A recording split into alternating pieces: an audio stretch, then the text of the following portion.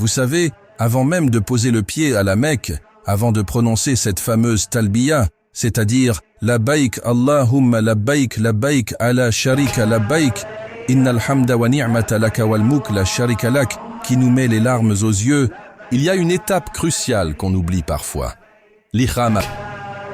Et croyez-moi, beaucoup de pèlerins, souvent sans le vouloir, commettent des erreurs qui peuvent gâcher leur hajj.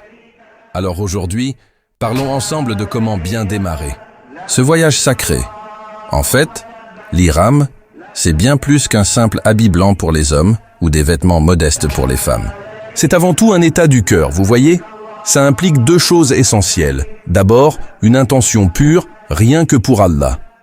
Ensuite, le respect de règles sacrées. Pas de disputes, pas de relations conjugales, pas de parfum, comme le disait notre prophète sallallahu alayhi wa sallam, rapporté par Ibn Majah. Le pèlerin en état d'ihram est comme un ange qui plane autour du trône. C'est dire à quel point cet état est précieux. Alors, petite info pratique super importante. Le prophète sallallahu alayhi wa sallam a défini des points précis qu'on appelle les miqats.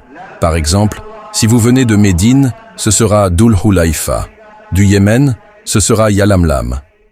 Pour nous qui venons d'Europe, en général, c'est Al-Jufa. Et attention, si vous prenez l'avion, préparez votre ihram avant de survoler ces zones.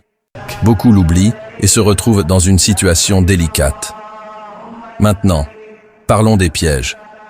À éviter parce qu'ils sont nombreux. 1.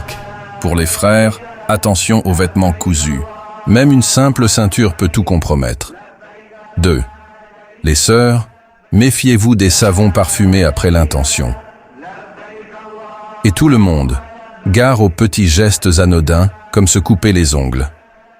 Comme le rapporte Abdullah ibn Umar, qu'Allah l'agrée, dans le Sahih al-Bukhari.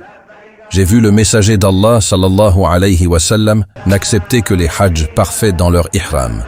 Ça nous montre à quel point chaque détail compte. Au final, l'ihram, c'est votre premier pas vers la purification. Comme disait l'imam Malik, celui qui rate son entrée en sacralisation rate l'essence même du pèlerinage. Alors préparez bien votre cœur avant votre tenue, et Allah vous guidera vers son agrément, Inch'Allah. Et maintenant, faites vivre ce savoir. Partagez ces conseils autour de vous. Qui sait, vous pourriez être la raison pour laquelle le hajj de quelqu'un sera accepté. Qu'Allah nous compte parmi ses véritables pèlerins et nous permette à tous de répondre à son appel.